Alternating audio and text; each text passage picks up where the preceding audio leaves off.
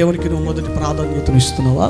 నీ మనసులో దేవునికి చోటు ఉందా? మరి ఎవరికి నువ్వు చోటు ఇస్తున్నావు? ఒకడు అంటున్నాడు అమ్మాయిని చూసి, నా మనసంతా నువ్వే అని అంటున్నాడు. ఎవరట? మనసంతా నా హృదయంలో దాగి ఉన్నా ఇదిగో అమ్మాయి నువ్వే అని ఒకడు అంటున్నాడు. నా హృదయం అంతా నువ్వే ఉన్నావు. మరి హృదయంలో చేర్చుకున్న అమ్మాయి ద్వారా ఏమైందిరా? చేయగోసుకున్నాడు ఒకడు, ఉరుబట్టుకుంటున్నాడు ఒకడు, ఏమండి ఇంకా జీవితాలు నాశనం చేసుకుంటున్నాడు ఒకడు. ఇప్పుడు హైదరాబాద్కి పోయినప్పుడు ఒక కొటేషన్ చదివే, ఆటో వెనకల ఒక కొటేషన్ చదివే. ఈ కొటేషన్ అనే ఆటోవాడ చదివా, ఆటోవాడ దగ్గర చూడాలి.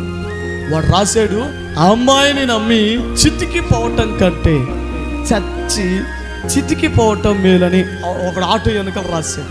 అమ్మో ఏంద్రా ఇంత అర్థం ఉంది, ఎవర్రా ఇటు రాసిందని ముందుకెళ్ళి చూస్తాడు మొహం. నేను అడిగాను, బ్రదర్ ఏంటిది అట్లా రాసేవి, ఏమైందని అంటే, ఏం చేద్దామన్నా ఒక అమ్మాయిని ప్రేమించాను, ఎంతగానో అమ్మాయిని ఆరాధించాను, నా మనసులో నా అమ్మ నాన్న కూడా నేను అంతగా గౌరవం ఇవ్వలేదన్నా. అమ్మాయిని నేను అంతగా నా మనసులో పెట్టుకొని పూజించుకున్నాను, ప్రేమించాను. మరి ఏమైంది? ఏమైంది? చెప్ప చేతులు మిగిలిద్దిరా.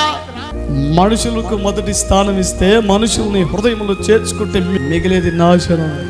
ఈ నా యేసుకు మొదటి స్థానం ఇచ్చిన వాళ్ళందరూ కూడా దేశంలో ప్రధానమైన స్థాయిలో నిలబడిన వారే.